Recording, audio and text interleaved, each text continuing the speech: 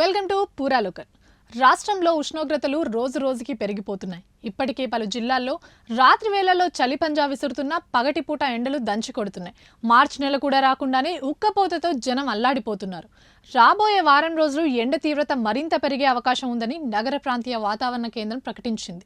రాష్ట్ర వ్యాప్తంగా కనిష్ట ఉష్ణోగ్రతలు కనీసం 2 నుంచి 3 డిగ్రీల సెల్సియస్ మేర పెరుగుతాయని పేర్కొంది.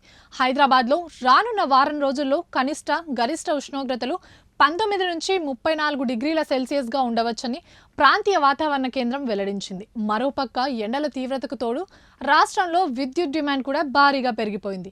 ఏసీలు, ఫ్యాన్లు, కూలర్ల వాడకం మొదలవడంతో విద్యుత్ వినియోగం అమాంతం పెరిగిపోయింది.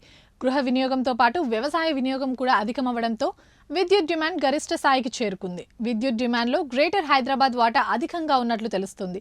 ఎండలు పెరగనున్న నేపథ్యంలో విద్యుత్ వినియోగం మరింత పెరగనుందని అధికారులు అంచనా వేస్తున్నారు.